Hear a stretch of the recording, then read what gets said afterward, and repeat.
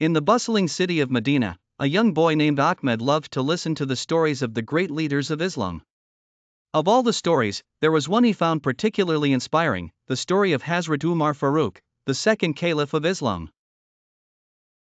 Ahmed's perspective on the world was shaped by the stories his grandfather shared with him under the ancient olive tree, their usual spot for storytelling. With a sparkle in his eyes, Ahmed would sit cross-legged, eagerly waiting for the tales of valor, justice, and wisdom that defined the era of the caliphs. One sunny afternoon, as the golden sun receded beyond the horizon, Ahmed asked, "Grandfather, can you tell me about Hazrat Umar Farooq and what made him so special?" His grandfather, stroking his grey beard, smiled warmly and began, "Hazrat Umar Farooq, may Allah be pleased with him, was a man of immense strength and justice. Before embracing Islam, he was known for his fierce nature and his strong opposition to the message of the Prophet Muhammad, PBUH. However, after his conversion, he became one of the staunchest supporters of Islam." Intrigued, Ahmed leaned closer as his grandfather continued. One of the defining moments of Hazrat Umar's legacy was his commitment to justice and equity.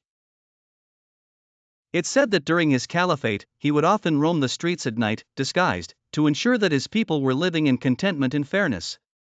Wow! Did he really do that, grandfather? Ahmed asked, his eyes wide with admiration. Yes, dear Ahmed, his grandfather nodded. There's a famous incident where Hazrat Umar overheard a child crying from hunger and a mother pretending to cook stones to put him to sleep. Deeply moved, he personally carried a sack of flour on his back to the woman's home, refusing any help from his servants. He made sure the child was fed and the woman relieved of her suffering. This story beautifully illustrates his dedication and humility. Ahmed listened intently, absorbing every word, feeling inspired by Hazrat Umar's devotion to justice and the welfare of his people. On his walk back home, the evening breeze swayed the leaves around Ahmed as he imagined himself walking the streets of Medina, embodying the values of his hero, the noble Hazrat Umar Farooq.